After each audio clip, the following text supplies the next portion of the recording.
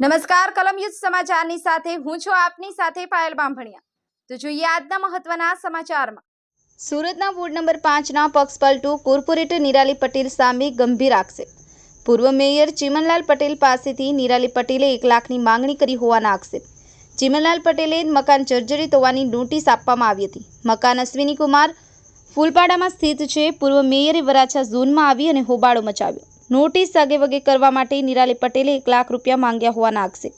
1 લાખ રૂપિયામાં આરજી દફતરે કરાવી અધિકારીઓની સાથે સેટલમેન્ટ કરાવવાની વાત। નિરાલી પટેલ હાલ આમ આદમી પાર્ટીમાંથી ભાજપમાં જોડાયા છે। બ્યુરો રિપોર્ટ કલમ યુદ્ધ સમાચાર સુરત। जी माરું नाम सुरेशभाई सुहागिया, पूर्व सभ्य नगर प्राथमिक शिक्षण समिति सूरत। આજરોજ વરાછા ઝોન ખાતે માજી મેયર ચીમનભાઈ પટેલની મુલાકાત થતાં એણે જેમની પાસે પૈસા માંગવામાં આવ્યા છે કોર્પોરેટર દ્વારા એની વાત કરી। એ વાત એક ખૂબ ગંભીર બાબત કહેવાય, કારણ કે એક ચાલુ કોર્પોરેટર અને સુરત શહેરના પ્રથમ નાગરિક માજી મેયર પાસે જો પૈસા માંગણી કરતા હોય તો કે સુરત શહેર માટે ખૂબ ગંભીર બાબત કહેવાય। હું આપના માધ્યમથી કમિશનરશ્રી મેયરશ્રીને પણ જણાવવા માંગુ છું કે આ બાબતની ઊંડાણપૂર્વક અને તટસ્થ તપાસ થવી જોઈએ અને આનું જે કાંઈ પણ તથ્ય હોય તે પ્રજા સમક્ષ મૂકવું જોઈએ।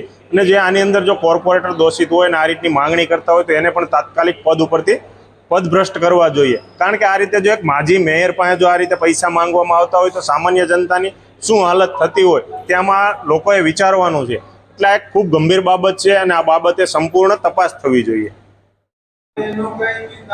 માજી mayor Chimanlal Vanbhaidas Patel, ward number 5 માં રહું છું। અશ્વિની કુમાર ફરવાફરિયામાં, ઘર નંબર 144। અત્યારે તમે વરાછા ઝોન ઓફિસ આવેલા છો અને શું થયું છે અને કોને રૂપિયા માંગ્યા છે?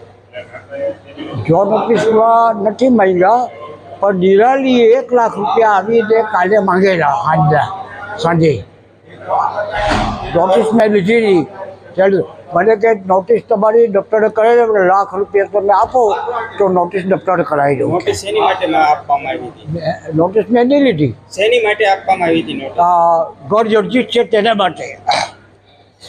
નિરાલી કોણ છે? નિરાલી કોર્પોરેટર છે। શેમાં છે? હવે એ અત્યારે આપમાં છે કે ભાજપમાં જ છે અત્યારે બનતા હોતી। કઈ રીતે પૈસા માંગ્યા, શું કહો છો તમે? અને એનું અગાઉ પણ તમે કહેવામાં આવે છે કે અગાઉ પણ બીજા બધા પાસે પૈસા ઉઘરાવ્યા, શું છે એની વિગત? એક તો ફૂલપાડામાં પાણીની લાઈન કોર્પોરેશને બદલી અને બધા નળ કનેક્શન લેવાના હતા,